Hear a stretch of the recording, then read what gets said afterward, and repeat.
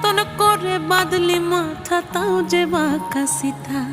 মেদিনীপুরে রায়না চিরন বাঁকুড়ার ওই ফিতা, আরে যতন করে বাঁধলি মাথা তাও যে বাঁকা সিথা।